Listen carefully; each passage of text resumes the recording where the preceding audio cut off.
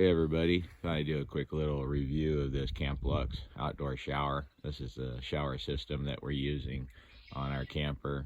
I'm out here with my brother doing some fishing and some camping out at CJ Strike, Idaho. So I'll give you a quick run through of what I got going on here.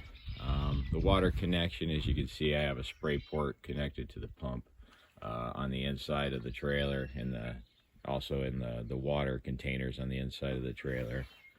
The hose comes down, connects into here. This is the shower connection to the handle, and then this is the propane. Goes around and comes in through the truck there, and then runs into ties into the propane system in the truck. 20-pound propane tank. So the way this thing, and I have it hooked up on the top, I made a little metal clip that hooks to the latch on the trailer just to hang it. When you run this thing, it doesn't get real hot, so there's no real problem with it back against the camper or anything like that. So the way this thing works is it has two D batteries that go in here, so there's no electrical connection at all. You just set it up. You have full or eco for the cold and how much it uses the propane. This is the water. You have minimum flow, maximum flow. This gives you more water pressure out of it. This gives you less, but it also is slow moving through the system, so you get more heat with it minimum. So I usually just keep it on minimum. We have limited amount of water inside the camper, so this is the best setting for us. The gas, you can do min again and max. This sort of dials in your temperature. It dials in the flame and dials in your temperature. We crank it on max, and if that's too hot, you just start turning it down.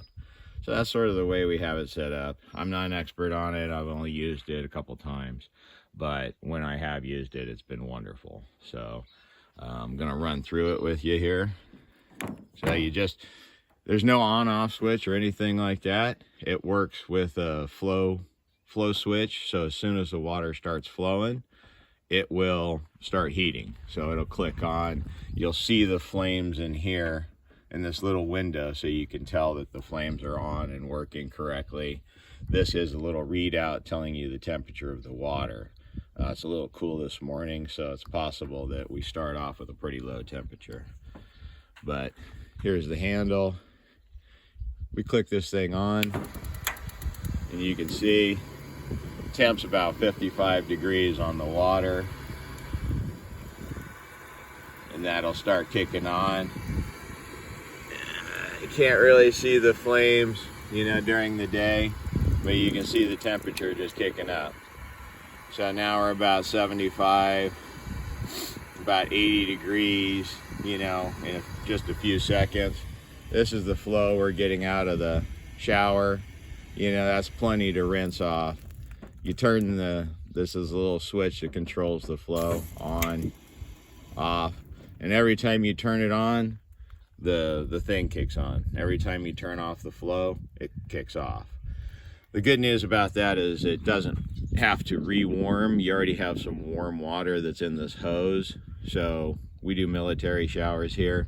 So that means you turn it on, you wet yourself, then you turn it off, shampoo, turn it back on, rinse yourself off. So when you do that final rinse, you can see it's already back up at 86.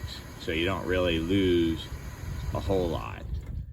Again, I shut the power off, or shut the flow off, the whole thing shuts off. Pop it back on, goes right back up. So your water temperature will keep increasing. We're sitting at about 86, which is plenty warm. And then I just